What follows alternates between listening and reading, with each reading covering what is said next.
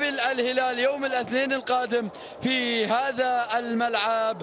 إذا كل التحية مني محدثكم عبد العزيز الزيد، بينما أنقل الكلمة إلى الزملاء في أرضية الميدان. الزملاء إليك أخوي أحمد، أنا ألقاكم.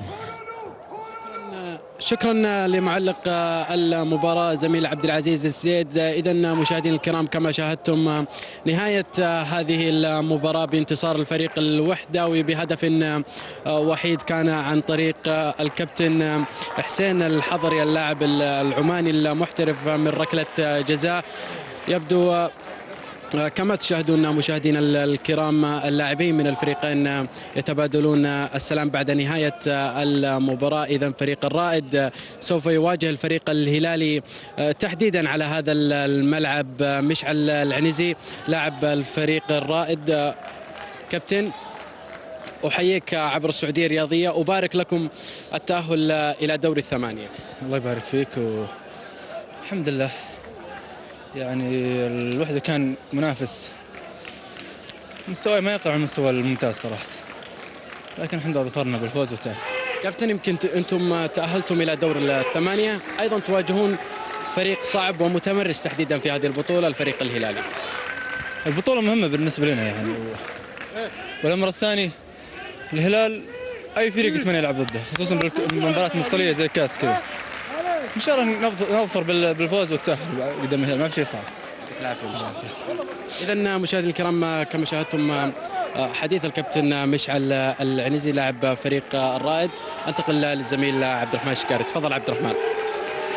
شكرا لك زميلي أحمد. في هذه الأثناء ينضم إلي الكابتن إبراهيم مدخلي لاعب نادي الرائد. كابتن ألف مبروك، كيف شاهدت مستوى زملائك في المباراة؟ أول شيء بسم الله الرحمن الرحيم، الله يبارك فيك.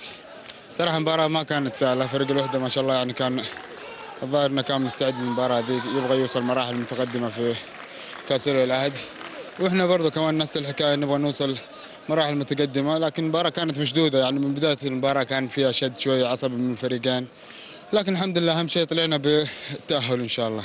كابتن، دائما في مباريات خروج المغلوب يكون هناك تحفظ في المستوى او الاداء، انتم خلال الشوط الاول لم تظهروا بالمستوى المطلوب، هل كانت تعليمات المدرب بالنسبه لكم الخروج على الاقل بالتعادل السلبي في الشوط الاول؟ والله احنا عندنا هم اللي هو الدوري، يعني الدوري عندنا اهم من البطوله هذه، لانه برضه البطوله هذه مهمه، بس احنا نفكر في الدوري. خشينا بتشكيل جديد، طريقه جديده زي ما شفتوا اليوم، حاولنا نطبق فيها يعني اللي طلبه منا المدرب، وان شاء الله انه يكون توفقنا فيها، يعني جزء ما توفقنا فيها دفاعيا، بس ينقصنا شويه في الهجوم، لكن ان شاء الله المباراه الجايه ان شاء الله تكون ان شاء الله باذن الله 3 نقاط نجيبها باذن الله. كابتن، المباراه المقبله في دور الثمانيه امام الهلال.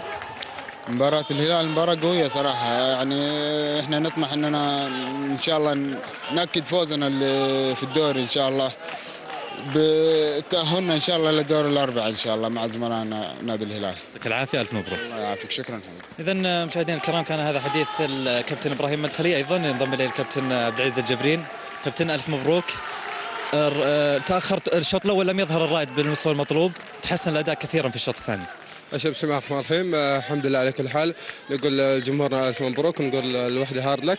الشوط الاول يعني لعبنا 3-5-2، يعني اول مره نلعبها، كان المدرب يعني اول مره يلعب التشكيله هذه، فاذا نجحت ممكن يلعبها مباراه اتفاق، لكن كنا يعني وسط الميدان يعني ما قدرنا نمسك كوره كويس لاننا مضايقين على البعض، لكن غير التكتيك في الشوط الثاني الحمد لله، يعني استحواذ اغلبها لنا، وشفت انت يعني كم فرصه ضيعنا قدام الحمد لله. كابتن، بصراحه عبد العزيز الجبرين ابرز الاسماء المطروحه في فتره الانتقالات، ايش الجديد؟ والله شوف، نفس الكلام اللي قلته بعد مباراة شعلة، فكان فيه مفاوضات من الأندية، لكن عن طريق أبو طارق رئيس النادي، فأنا تارك الأشياء هذه، يعني العلم الأكيد عند أبو طارق، أنا أحاول إني بس أركز يعني في مبارياتنا الجاية، والأمور هذه يعني عند أبو طارق، والله يكتب لي فيه الخير إن شاء الله. كابتن، المشرف على الفريق الاستاذ عبد الله السبيعي اكد بان الهلال مستمر في المفاوضات بجانب النصر. والله بكل امانه انا للحين يعني ممكن في كلام، بس العلم الاكيد عندهم انا، لكن بيبين ان شاء الله خلال الايام الجايه. انت كابتن ايش ودك، ازرق ولا اصفر؟ والله انا ما عندي يعني اي ميول، ولا العرض الانسب هو اللي ان شاء الله يعني توكل على الله. يعطيك العافيه والف مبروك. إذن مشاهدينا الكرام، كان هذا حديث الكابتن عبد العزيز الجبرين. في الطرف الآخر زميلي أحمد تفضل. شكرا لك عبد الرحمن. يتواجد بجانبي الكابتن أحمد كرنشي لاعب فريق الوحدة. أقول لكم هارد لك كابتن، بالتأكيد قدمتم مستوى جيد أمام فريق في دوري عبد اللطيف جميل للمحترفين. أول شيء بسم الله الرحمن الرحيم. يعني هذه ما غريبة على نادي الوحدة. في النهاية نحن